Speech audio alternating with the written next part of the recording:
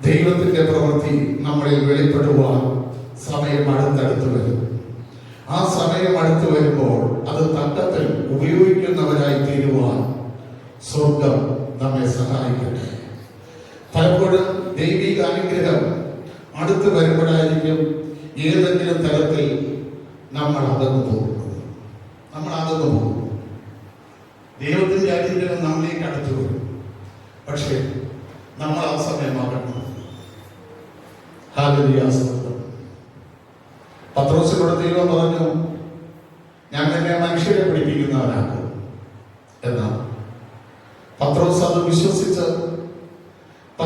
വിശ്വസിച്ചപ്പോൾ ദൈവം പത്രോസിന് ചെയ്തു കൊടുത്ത എന്താണെന്ന് അറിയാമോ? പിശാചിന്റെ കരത്തിൽ ഏൽപ്പിച്ചില്ല. ഗോതമ്പ് മണി പോലെ പാറ്റാൻ അനുവാദം ചോദിച്ചപ്പോഴും ദൈവം വിട്ടുകൊടുത്തില്ല. എന്നാൽ കർത്താവ് ആ പറഞ്ഞ വാഗ്ദത്തം നിറവേറാൻ ഇരിക്കുന്ന സമയത്ത് അവൻ നോക്കിയപ്പോൾ അവന്റെ പഴയ പടക് കടപ്പുറത്തുണ്ട്, വല കടപ്പുറത്തുണ്ട്. അവൻ മാത്രമല്ല 7 ശിഷ്യന്മാരെ കൂടെ വിളിച്ചുകൊണ്ട്, ഞാനിതാ മീൻ പിടിക്കാൻ പോകും, നിങ്ങൾ പറഞ്ഞു വരും, നിങ്ങളും വരുന്നെങ്കിൽ വരും. ദൈവം കൊടുത്ത ഉത്തരവാദിത്വം വേറെ, അവന്റെ മനസ്സിലെ ചിന്ത വേറെ. ആ പടകമെടുത്ത് 7 ശിഷ്യന്മാരെയും കൊണ്ട് അവൻ പടകിൽ പോയി. ആ രാത്രി മുഴുവൻ വസ്തു ഒന്നും കിട്ടിയില്ല. കർത്താവ് അവന്റെ മുമ്പിൽ വന്നതിന് ചോദിച്ചു, കുഞ്ഞുങ്ങളെ കൂട്ടുവാൻ വല്ലതുമുണ്ടോ? ഞങ്ങൾ രാത്രി മുഴുവൻ വസ്തു ഒന്നും കിട്ടിയില്ല. പക്ഷേ കർത്താവ് ഇവർക്ക് പ്രാതൽ ഒരുക്കി വെച്ചില്ല ചോദിക്കുന്നത്. മനസ്സിലായ? കർത്താവ് ഇവർക്ക് പ്രാതൽ ഒരുക്കി വെച്ചില്ല ചോദിക്കുന്നത്. കർത്താവ് തന്നെ പറഞ്ഞു, നിങ്ങൾക്ക് വേണ്ടി കൽപ്പിച്ചിട്ടുള്ള മീൻ അവിടെ തന്നെ ഉണ്ട്, പക്ഷെ എത്തി കൂടെ ആഴത്തിൽ എത്തിയണം. അത് വേറെ ആർക്കും ഞാൻ കൊടുത്തിട്ടില്ല. നിന്റെ വലയിൽ കയറേണ്ടത്, നിനക്ക് ലഭിക്കേണ്ടത് ഞാൻ ആർക്കും കൊടുത്തിട്ടില്ല. അതിനെ മറ്റാര് വലയിട്ടാലും കിട്ടാതിരിക്കാൻ അല്പം കൂടെ ഞാൻ താഴ്ത്തി എത്തിയിട്ടുണ്ട്. അല്പം കൂടെ ആഴത്തിൽ ആ മീനിനെ ഞാൻ വെച്ചിട്ടുണ്ട്. പക്ഷേ നീ ഞാനില്ലാതെ പോയതാണ്, എന്റെ വാക്കില്ലാതെ പോയതാണ്, എന്റെ സാന്നിധ്യമില്ലാതെ പോയതാണ്. നിന്റെ വലയ്ക്കകത്തൊന്നും കേറാത്തത്. ഇന്ന് പകൽക്കാലം ഒരുപാട് വർഷങ്ങൾ കൊണ്ട് നമ്മൾ അധ്വാനിക്കുന്നു.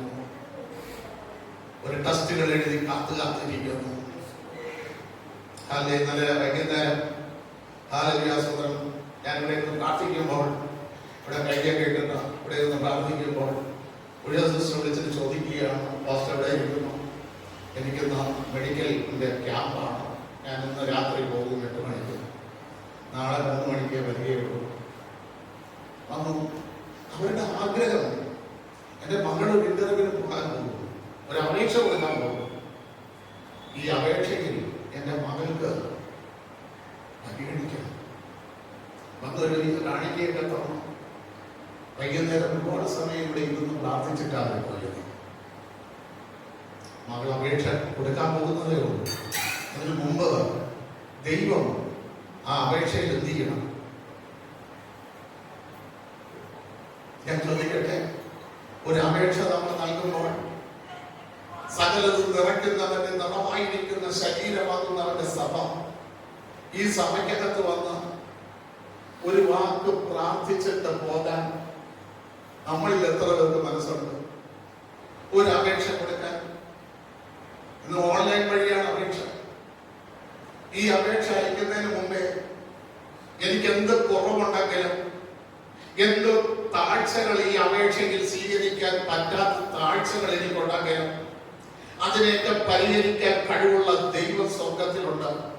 അത് പരിഹരിക്കുന്ന സ്ഥലമാണ് സഭ, അല്ലെ? ലേഖനം 21 ആദ്യ സകലതും നിറയ്ക്കുന്നവന്റെ നിറവായിരിക്കുന്നവന്റെ ശരീരത്തിന് അധികാരം കൊടുത്തിരിക്കുന്നു. ഈ വചനത്തെ കണ്ടെത്തി വന്നിട്ടൊരു അപേക്ഷ കൊടുക്കാൻ തയ്യാറുള്ളവർ എത്ര പേരുണ്ട്?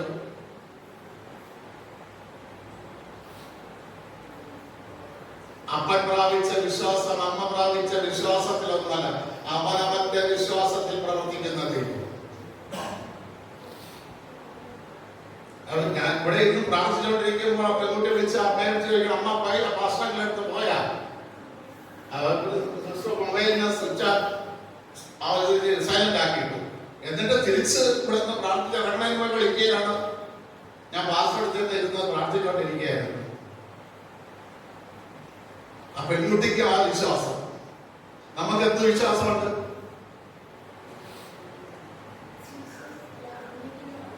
ഹല്ലേലൂയ, സ്തോത്രം. എടാ, പാലം നിറയണമെങ്കിൽ കർത്താവിന്റെ സാന്നിധ്യം വേണം.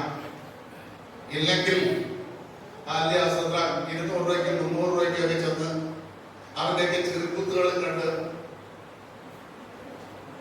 അപമാനിക്കപ്പെട്ട് നിന്ദിക്കപ്പെട്ട്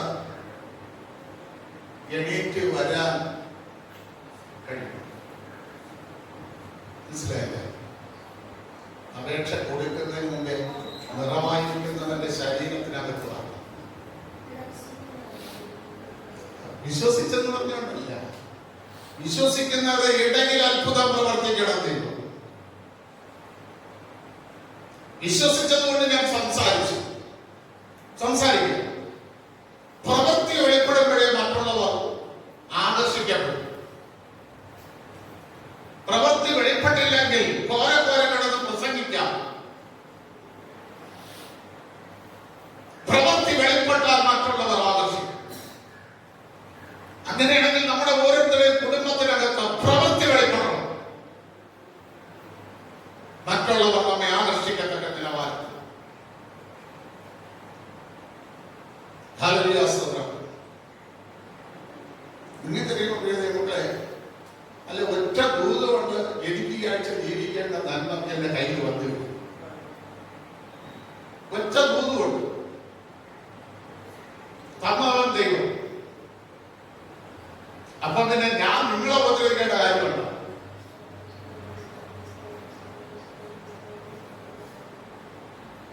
ഹല്ലേലൂയ, സ്തോത്രം.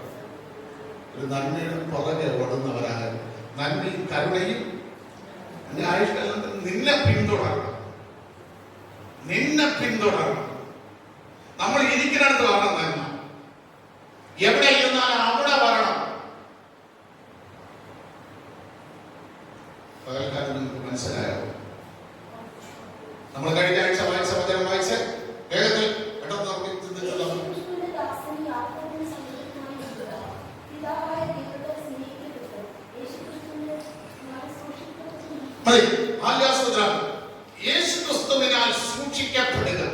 യേശുക്രിസ്തുവിനാൽ സൂക്ഷിക്കപ്പെടുക. കർത്താവ് സൂക്ഷിക്കുന്ന പഴയ നിയമത്തിൽ ഒരുപാട് കാര്യങ്ങളുണ്ട്. എങ്കിലും ഇന്ന് പകൽക്കാലം പഴയ നിയമത്തിലേക്ക് തൊട്ടിട്ട് പുതിയ നിയമത്തിലേക്ക് വന്നാൽ ഒരുപാട് സമയം കിട്ടുക. പുതിയ നിയമത്തിലെ ചില വാക്യങ്ങൾ നിങ്ങൾക്ക് വരും. എബ്രായ ലേഖനം 2-ാം അധ്യായം അതിന്റെ 16-ാം വാക്യം അത് വായിച്ചത്. 14 ദൂതന്മാരെ സംരക്ഷണം ചെയ്യാനല്ല, നോക്കണമേ, അബ്രഹാമിന്റെ സന്തതിയെ സംരക്ഷണം ചെയ്യാനത്രേ അവൻ വന്നു. ഹല്ലേലൂയ, സ്തോത്രം. ദൂതന്മാരെ സംരക്ഷണം ചെയ്യാനല്ല. ദൈവത്തിന്റെ സന്നിധിയിൽ കോടി ദൂതന്മാരുണ്ട്. അവരെ ആരെയും സംരക്ഷണം ചെയ്യാനൊന്നും അല്ല കർത്താവ് വന്നത്. ഹല്ലേലൂയ, സ്തോത്രം. പഴയ നിയമത്തിൽ ദൂതൻ എന്ന് പറയുന്നത് ആരാണ്? പഴയ നിയമത്തിൽ ദൂതൻ എന്ന് പറയുന്നത് ആരാണ്? പുരോഹിതൻ. മലാക്കി ലേഖനം 2:7 പറയുന്നു, പുരോഹിതൻ സൈന്യങ്ങളുടെ യഹോവയുടെ ദൂതനാകിയാൽ അവൻ പരിജ്ഞാനം യഹോവയോട് ചോദിച്ച് അതരങ്ങളിൽ സൂക്ഷിക്കേണ്ടതാകും. ഇതാണ് ദൂതൻ, പരിജ്ഞാനത്തോടെ സംസാരിക്കാൻ. അങ്ങനെയുള്ള ദൂതന്മാരെ സംരക്ഷിക്കാനല്ല നമ്മുടെ അരുമനാഥനായ കർത്താവ് ലോകത്തിലേക്ക് വന്നു. പിന്നെയോ അബ്രഹാമിന്റെ സന്തതിയെ സംരക്ഷിക്കാൻ. ഹല്ലേലൂയ, സ്തോത്രം. അബ്രഹാമിന്റെ സന്തതിയെ സംരക്ഷിക്കുവാനായിട്ട് കർത്താവ് ലോകത്തിൽ. അതിന് ഒരു തടവൂടെ പൗലോസ് പറയുന്നത് പ്രവൃത്തിയുടെ പുസ്തകം 3-ന്റെ 25-26 വാക്യങ്ങൾ വായിച്ചു. ഭൂമിയിലെ സകല വംശങ്ങളും നിന്റെ സന്തതിയാൽ അനുഗ്രഹിക്കപ്പെടും എന്ന് ദൈവം അബ്രഹാമിനോട് അരുളി ചെയ്തു.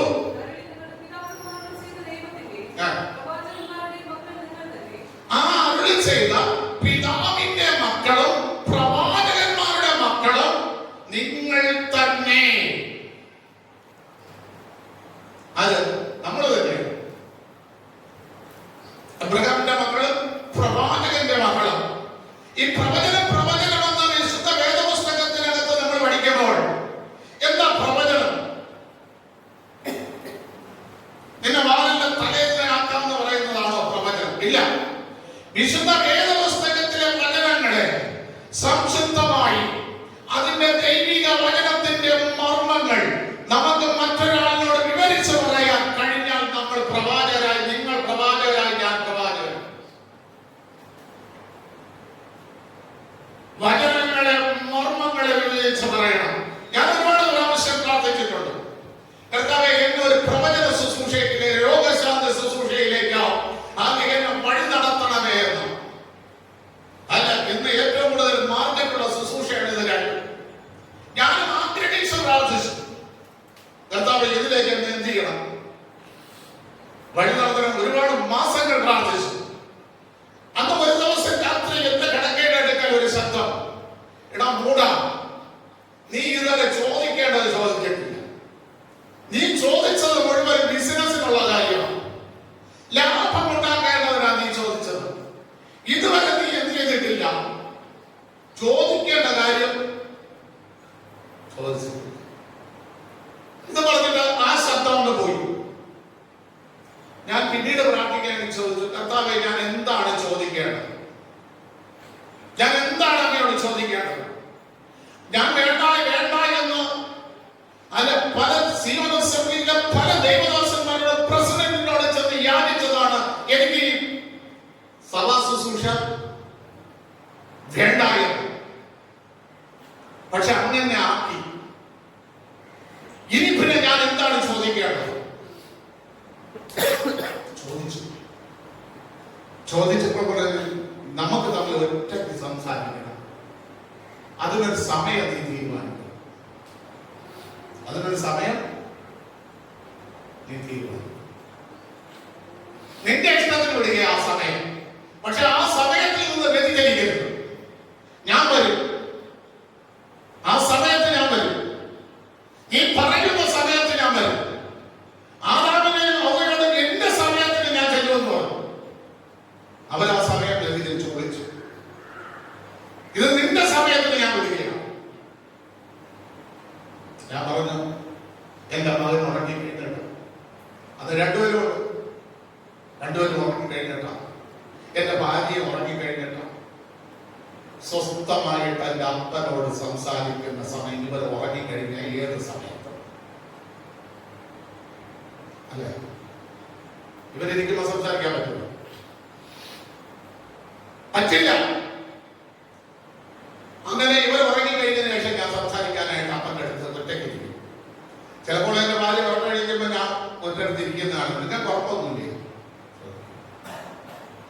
അന്ന് എന്നോട് പറഞ്ഞു, ദൈവരാജ്യത്തിന്റെ മർമ്മമാണ് നീ എന്നോട് ചോദിച്ചത്. ഇന്ന് ഒരുത്തർക്കും കിട്ടാത്ത വരം അതാണ്. നീ വായിച്ചിട്ടുണ്ടോ? മത്തായി സുവിശേഷം 13-ാം അധ്യായം അതിന്റെ 11-ാം വാക്യം. കർത്താവേ നീ ഉപമകളാൽ എന്നിട്ട് സംസാരിക്കുന്നു. കർത്താവെന്ന് പറഞ്ഞത് ഹല്ലേലൂയ സ്തോത്രം. സ്വർഗരാജ്യത്തിന്റെ മർമ്മം വിജയിക്കാൻ നിങ്ങൾക്ക് വരം ലഭിച്ച അവർക്കോ? കാരണം ഞാൻ അവിടെ തിരിഞ്ഞു നോക്കൂല. ഈ മർമ്മം വിവരിക്കാൻ കഴിവില്ലാത്തവരെ ഞാൻ തിരിഞ്ഞു നോക്കൂല. ഞാൻ തിരിഞ്ഞു നോക്കാതിരിക്കുകയും ഞാൻ സൗഖ്യമാകാതിരിക്കേണ്ടതിനും അവർക്കിത് വെളിപ്പെട്ടിട്ടില്ല. ഞാൻ നിന്നെ നോക്കണമെങ്കിൽ സ്വർഗരാജ്യത്തിന്റെ മർമ്മം നീ ഗ്രഹിക്കണം. ഞാൻ നിന്നെ സൗഖ്യമാക്കണമെങ്കിൽ സ്വർഗരാജ്യത്തിന്റെ മർമ്മം നീ ഗ്രഹിക്കണം. പ്രിയ ദൈവമക്കളെ, അന്നു തൊട്ട് മറ്റൊന്നിനും വേണ്ടി ഞാൻ പ്രാർത്ഥിക്കില്ല, ഇന്നും പ്രാർത്ഥിക്കില്ല. സ്വർഗരാജ്യത്തിന്റെ മർമ്മം വിവേചിക്കാനുള്ള വരത്തിന് വേണ്ടി പ്രാർത്ഥിക്കും. പ്രവചനം എന്ന് പറയുന്നതോ മനുഷ്യന്റെ ഇഷ്ടത്തിൽ സംസാരിച്ചതല്ല, ദൈവവചനത്തിന്റെ നിയോഗത്താൽ പ്രവചിച്ചു. അല്ലേ? 2 പത്രോസിന്റെ ലേഖനം 21. അവിടെ അങ്ങനെ എഴുതിയിരിക്കുന്നത്, ദൈവവചനത്തിന്റെ നിയോഗമില്ലാതെ ഒരുവൻ പ്രവചിച്ചാൽ അത് പ്രവചനമല്ല. ദൈവവചനത്തിന്റെ നിയോഗം ഉണ്ടാകണം. അതിന് ദൈവരാജ്യത്തിന്റെ മർമ്മം അറിയണം. Praise the Lord. Hallelujah. ഇവിടെ പറയുകയാണ്, അബ്രഹാമിന്റെ സന്തതി എന്ന് പറയുന്നത് നമ്മളാണ്. പ്രവാചകന്മാരുടെ സന്തതി എന്ന് പറയുന്നത് നമ്മളാണ്. അതായത് ദൈവവചനങ്ങളെ മനസ്സിലാക്കിയവന്റെ മക്കൾ, ദൈവവചനത്തിന്റെ മർമ്മങ്ങളെ മനസ്സിലാക്കിയവന്റെ മക്കൾ, വേർപാട് അനുസരിക്കുന്നവന്റെ മക്കൾ, വൃദ്ധഭവനത്തെയും ചാർജർക്കാരെയും വിട്ട് ദൈവത്തിന് വേണ്ടി ഇറങ്ങി തിരിച്ചവന്റെ മക്കൾ. അത് അബ്രഹാമിന്റെ സന്തതി.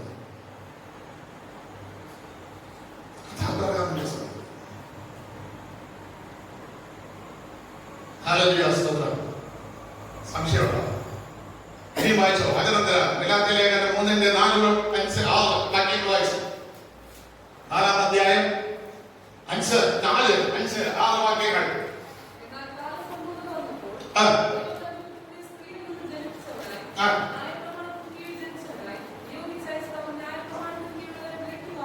നമ്മളെ അപ്പൊ കർത്താവ് വിലയ്ക്ക് വാങ്ങിയതാല് വെളിപ്പാട് പുസ്തകത്തിൽ പറയുന്നു, അവന്റെ രക്തത്താൽ സകല ഭാഷകളെയും ഗോത്രങ്ങളെയും വംശങ്ങളെയും അവൻ വിലയ്ക്ക് വാങ്ങി തനിക്കുള്ളവരാക്കി. അപ്പൊ ആരെ വിലയ്ക്ക് വാങ്ങി? ആരെ വിലയ്ക്ക് വാങ്ങി? ന്യായപ്രമാണത്തിന് കീഴിൽ അടച്ചവരെ കർത്താവ് വിലയ്ക്ക് വാങ്ങി. ന്യായപ്രമാണത്തിൽ എന്ത് പറഞ്ഞിരിക്കുന്നോ അതനുസരിച്ചവരെ കർത്താവിന്റെ രക്തത്തിൽ വിലയ്ക്ക് വാങ്ങി, അല്ലാത്തവരല്ല. വേർപാട് അനുഷ്ഠിച്ചു. അബ്രഹാം പുതിയ നിയമം പഴയ നിയമത്തിൽ പറഞ്ഞാൽ മനസ്സിലാവും. ഉൽപ്പത്തി പുസ്തകം 12-ാം അധ്യായം 1-ാം വാക്യം.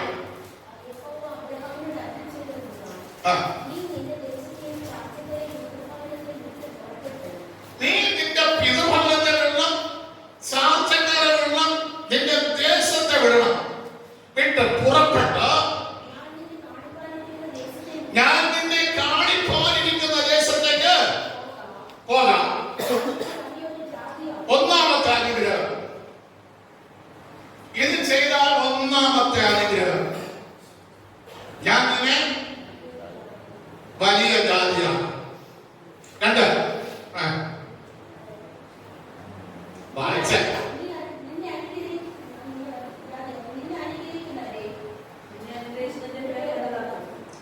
നിന്നെ അനുഗ്രഹിക്കുന്ന ജനത്തെ, നിന്നെ അനുഗ്രഹിച്ച് നിന്റെ പേർ വലുതാണ്. ഇന്ന് രക്ഷിക്കപ്പെട്ട് സ്നാനപ്പെട്ട് വന്നിട്ട് പേർ വലുതായവരൊന്ന് കൈമുക്കിയ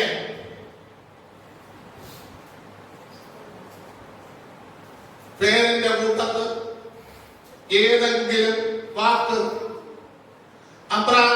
അബ്രഹാം ഒരു വാക്ക് എന്ത് ചെയ്തു? ഒരു അക്ഷരം കൂടെ വന്നു. നിങ്ങളിൽ ഒരു അക്ഷരം കൂടെ വന്ന ഒരക്ഷരം സാറായിക്ക് പേര് ചുരുങ്ങി സാറ ബഹുജാതികളുടെ മാതാവായി മാറി. മക്കൾ പഠിച്ചു, ഒരക്ഷരം മാറി. സബിൻ, IPS, IAS, ഡോക്ടർ മാറിയോ? അനു ലേഡി ഡോക്ടർ, കൈപുണ്യമുള്ള ഡോക്ടർ മാറിയോ? അനുവന്ന് അപ്പനും അമ്മയിട്ട പേര് അതിനകത്തൂടെ ഒരു വാക്കൂടെ ആഡ് ചെയ്ത് വന്നോ? അബ്രഹാം പേര് മാറ്റി, അബ്രഹാമിന്റെ പേർ വലുതാക്കി. അതിനുവേണ്ടി പഠിക്കാനുള്ള ജ്ഞാനം ദൈവം തന്നോ? ജ്ഞാനം ആർക്ക് കൊടുക്കും? ദൈവം. മോനായെന്ന് പറഞ്ഞ് കിട്ടൂല. അല്ല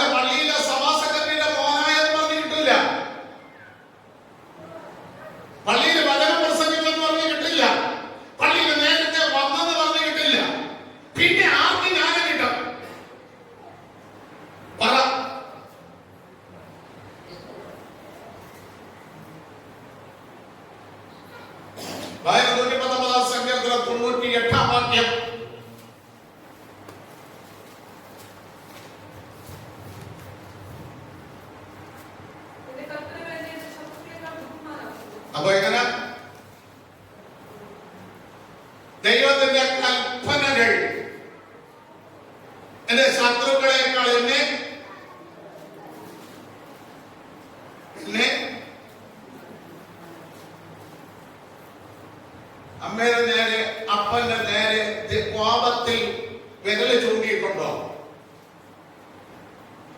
ചുണ്ട് കടിച്ചിട്ടുണ്ടോ? ജ്ഞാനം കിട്ടൂല.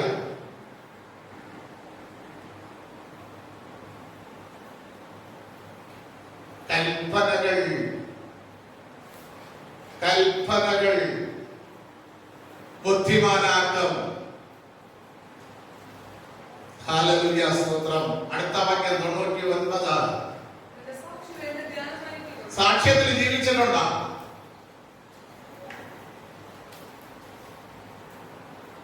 കർത്താവിന്റെ സാക്ഷ്യമെടുത്ത് പ്രാർത്ഥിച്ചിട്ടുണ്ടോ?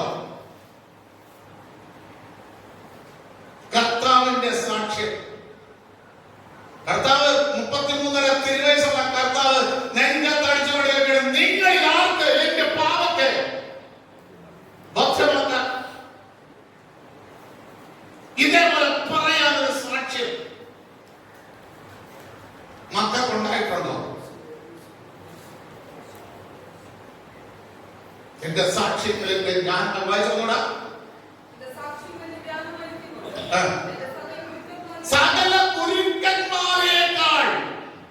ഇന്ന് MBBS പഠിക്കാൻ പോയാൽ 5 വർഷത്തെ കോഴ്സ് 4 വർഷം തികച്ചു കിട്ടില്ല. ആദ്യത്തെ വർഷം 6-7 മാസം കഴിഞ്ഞിട്ടാണ് ക്ലാസ് തുടങ്ങുന്നത്. 5 വർഷത്തെ കോഴ്സ് ഇപ്പൊ എത്ര വർഷം കൊണ്ട് പഠിക്കണം? 4 വർഷം ചില്ലറമുണ്ട്. അത്രയും പഠിച്ച് നല്ല മാർക്കിൽ പാസ്സാകണമെങ്കിൽ പഠിപ്പിക്കുന്ന സാറന്മാരെക്കാൾ ജ്ഞാനമുള്ളവരാണ്. ഈ ജ്ഞാനം കിട്ടണമെങ്കിൽ കർത്താവിന്റെ സാക്ഷ്യം നിന്നിലുണ്ടെങ്കിൽ, ഒരു സാക്ഷ്യം ഉണ്ടെങ്കിൽ. ഈ ജ്ഞാനം എന്ന് പറയുന്നത് എന്താണ്?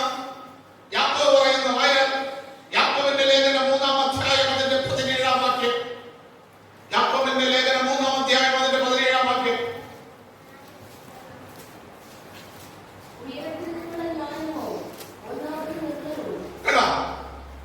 എങ്ങനെയുള്ള ജ്ഞാനം? എങ്ങനെയുള്ള ജ്ഞാനം? ഉയരത്തിലുള്ള ജ്ഞാനം. എങ്ങനെയുള്ള ജ്ഞാനം? നിർമ്മലമായത്. അതാ വാക്യം. അതിനകത്ത് എന്തില്ല? ഒരു കലപ്പില്ല, മറ്റൊന്നില്ല, ഒരു ഇരുട്ടില്ല, ഒരു അസൂയയില്ല, ഒരു പിണക്കമില്ല, ഒരു വഞ്ചനയില്ല, ഒരു ദ്രോഹമില്ല, ചതിക്കണമെന്നുള്ള ചിന്തയില്ലാത്ത ജ്ഞാനം. ഉയരത്തിലെ ജ്ഞാനമോ നിർമ്മലമായത്. 2 സമാധാനമായതാ. 5 വർഷത്തെ കോഴ്സ് 4 വർഷം കൊണ്ട് പഠിക്കാൻ എന്റെ ദൈവം എനിക്ക് നല്ല കഴിവ് തരുമെന്നുള്ള സമാധാനം. ഹല്ലേലൂയ, സ്തോത്രം. ഹല്ലേലൂയ, സ്തോത്രം ചെയ്യുന്നു. വെപ്രാളം പിടിച്ച് മനസ്സമാധാനമില്ലാത്തവൻ മതിലിടിഞ്ഞ പട്ടണം പോലെ, ആത്മസംതയമില്ലാത്ത മനുഷ്യൻ മതിലിടിഞ്ഞ പട്ടണം പോലെ. എടുത്തു ചാടി ഓരോ കാര്യങ്ങളെ ക്രമീകരിക്കുന്നവൻ മതിലിടിഞ്ഞ പട്ടണം. ഒന്നാമത് നിർമ്മലം, രണ്ടാമത് സമാധാനം, ശാന്തതയുള്ളത്. പെട്ടെന്ന് എടുത്തു ചാടി ആരോടും എന്തിയില്ല, മറുപടി പറയാതിരിക്കില്ല. കേട്ടതിനെ ഗ്രഹിച്ചതിന് ശേഷം അതിനകത്ത് നല്ലതുണ്ടെങ്കിൽ അതിനെ എടുത്തതിന് ശേഷം, അപ്പൊ ഞാനിത് പറഞ്ഞാൽ ഞാൻ അംഗീകരിച്ചു, പക്ഷെ ഇന്ന ഭാഗം തെറ്റാണ് എന്ന് പറയുന്ന ശാന്തത, ഇത് ഉയരത്തിലെ ജ്ഞാനം.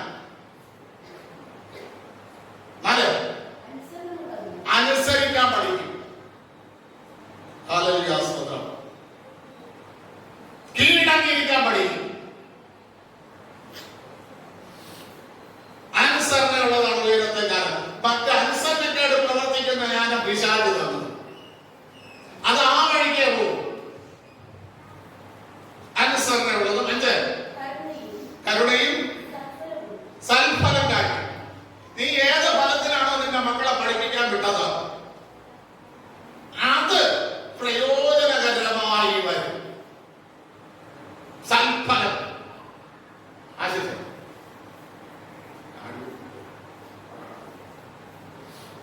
ഹല്ലേലൂയ, സ്തോത്രം. സൽഫലമായത്.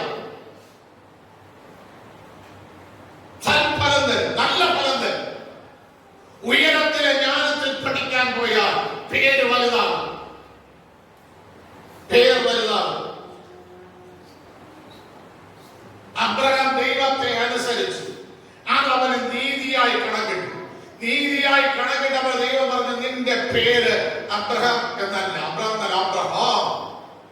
പേര് മാറി. നിന്റെ പേര് അനുഗ്രഹിച്ച് ഞാൻ വർദ്ധിപ്പിക്കും. മൂന്നാം ഉൽപ്പത്തി, നീ ഒരു അനുഗ്രഹമായിരിക്കും. നമ്മളെ ഒരു വീട്ടിൽ ചെന്ന് കയറിയാൽ ഒരു അനുഗ്രഹമാകണം.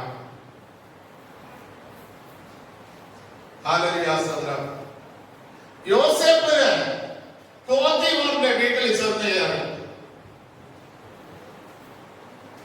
അവിടെ അനുഗ്രഹം ഉണ്ടാകാൻ കാരണം യോസേപ്പ് ചെന്ന് കയറിയപ്പോൾ ആ ഭവനം അനുഗ്രഹിക്കപ്പെട്ടു.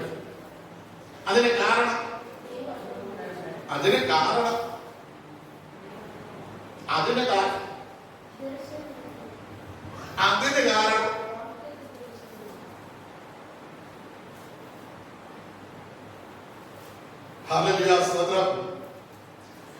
ആ വീട്ടുകാർ യോസേഫിനോടുകൂടെ ദൈവം ഉണ്ടെന്ന് കണ്ടു.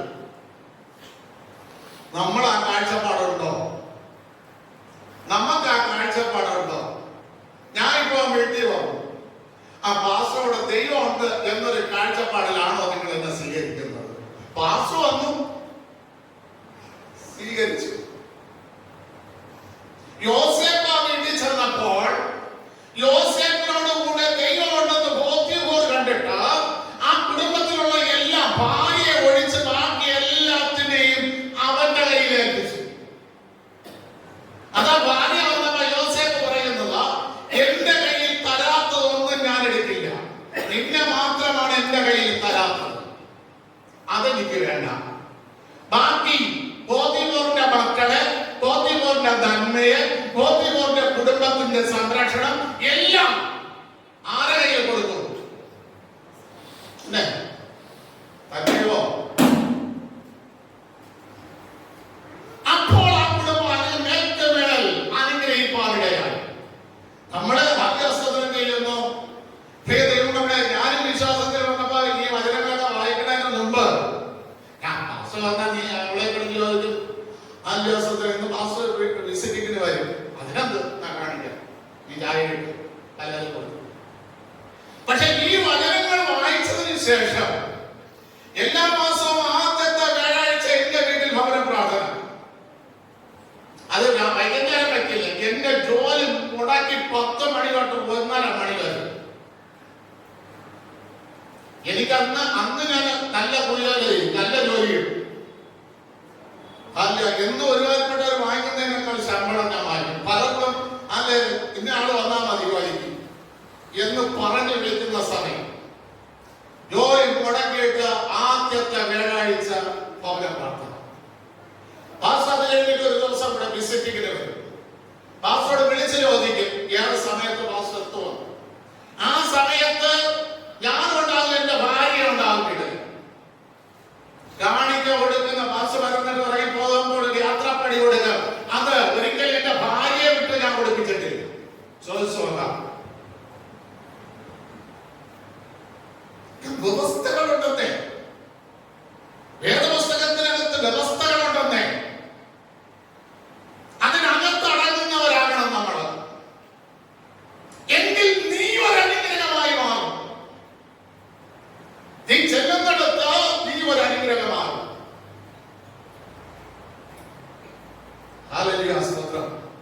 അബ്രഹാമിനോട് പറഞ്ഞു, നീ ഒരു അനുഗ്രഹമാണ്.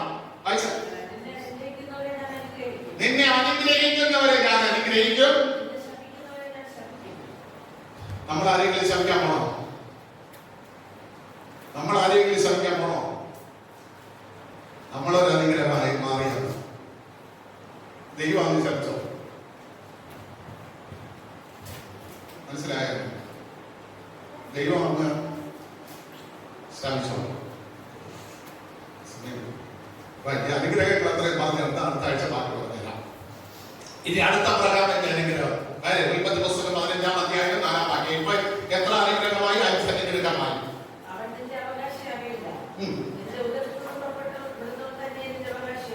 നമ്മുടെ നന്മകൾ, നിങ്ങൾ അധ്വാനിക്കുന്ന നന്മ ഒരു കാരണവശാലും വെളിയിലുള്ളവർ അനുഭവിക്കില്ല. നിങ്ങളുടെ മക്കൾ തന്നെ അനുഭവിക്കും.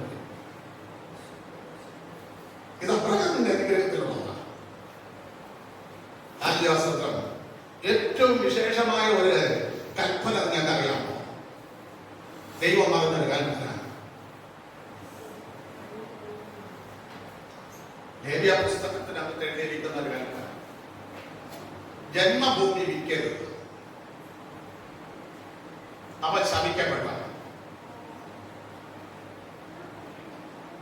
നമുക്ക് തരുന്നില്ല ജന്മഭൂമി, അത് വിൽക്കരുത്.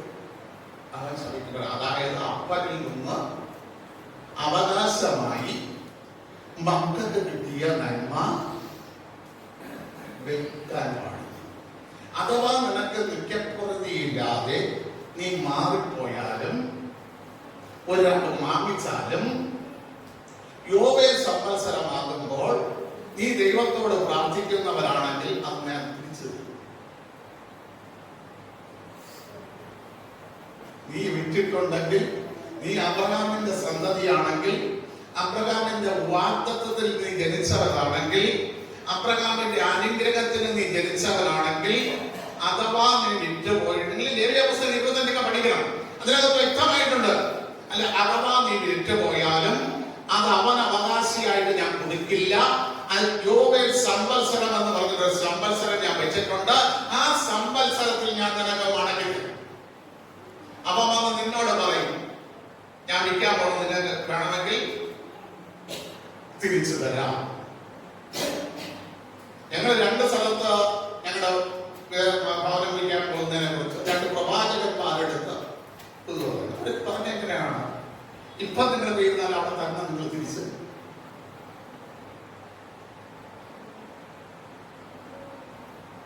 മനസ്സിലായോ?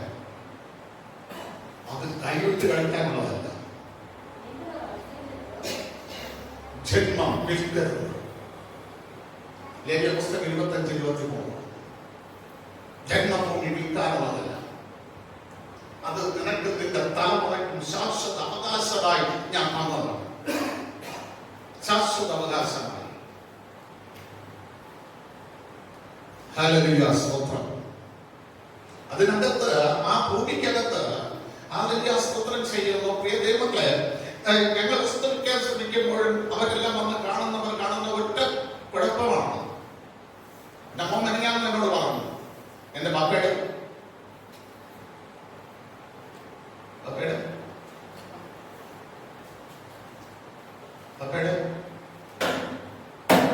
കല്ലറ മനസ്സിലായോ? ഞാൻ അത് പറയുമ്പോൾ എന്റെ മോഹം പലരെയും കൊണ്ടൊന്ന് കാണിച്ച് പറയുമ്പോൾ ഞാൻ ചിരിക്കും. കാരണം ഇവിടെ 6 തലമുറയ്ക്കുള്ളതെന്ന് ആ കല്ലറ. എന്നായിരുന്നാലും ആ ഭൂമിയിൽ മടക്കി വരുത്താനുള്ളതെന്ന് ആ കല്ലറ.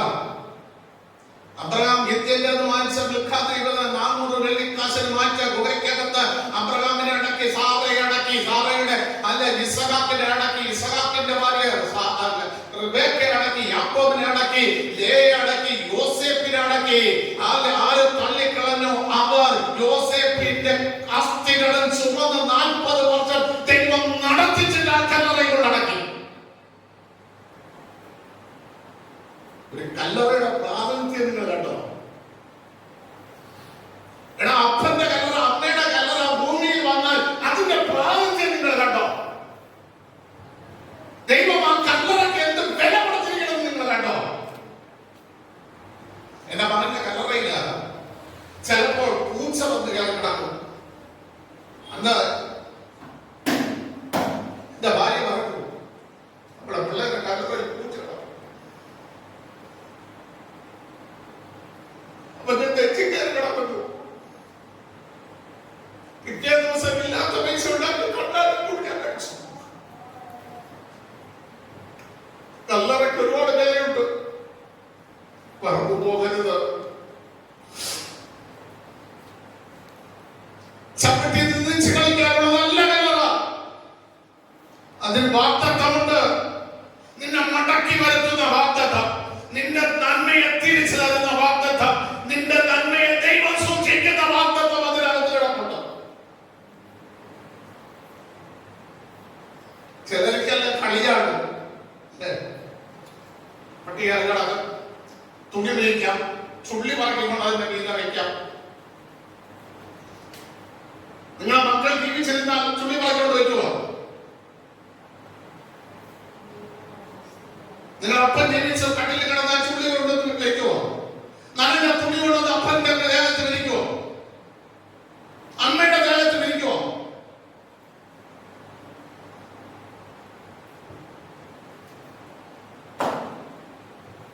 വാഗ്ദത്തം കിടപ്പുണ്ട്. അപ്പന്റെ കല്ലറ, അമ്മയുടെ കല്ലറ നിങ്ങളുടെ ഭൂമിക്കകത്ത് വന്നിട്ടുണ്ടെങ്കിൽ അതിനകത്ത് വാഗ്ദത്തം കിടപ്പുണ്ട്. അതിനകത്ത് അനുഗ്രഹം കിടപ്പുണ്ട്. അത് ശാപമല്ല, മടക്കി വരുത്തുന്ന ഒരു വാഗ്ദത്തം അതിനകത്ത് കിടപ്പുണ്ട്. നിറഞ്ഞു കിടക്കുന്ന ഒരു അനുഗ്രഹം അതിനകത്ത് കിടപ്പുണ്ട്.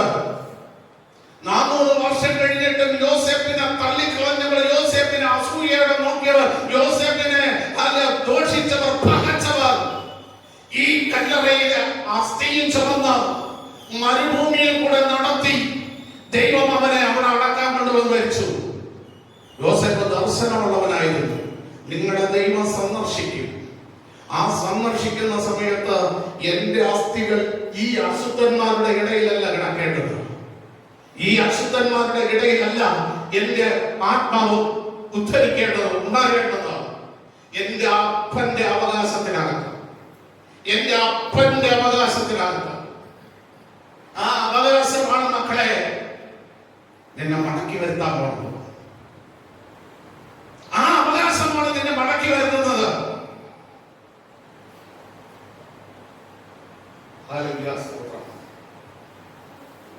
വചനം പണി. അപ്പന്റെ കല്ലറ, അമ്മയുടെ കല്ലറ നിന്റെ ഭൂമിക്കകത്ത് വന്നിട്ടുണ്ടെങ്കിൽ നഷ്ടമല്ല, അത് അനുഗ്രഹമാണ്. ഇന്ന് പലരും അതുകൊണ്ട് എന്താണ് അലർജിയാണ്. അബ്രഹാമിന് കൊടുത്ത 6ാമത്തെ അനുഗ്രഹം, നിന്റെ നന്മ മറ്റൊരുത്തൻ അവകാശിയാകില്ല. നിന്റെ നന്മയുടെ അവകാശം നിന്റെ മക്കൾ തന്നെ. എത്ര വർഷം കഴിഞ്ഞിട്ടാണെങ്കിലും 430 430 തലമുറ പോട്ടെ, നീ മടങ്ങി വരും. നിന്റെ സ്വസ്ഥാനത്ത് മടങ്ങി വരും. നിന്നെ മടക്കി വരുത്തുന്ന ദൈവം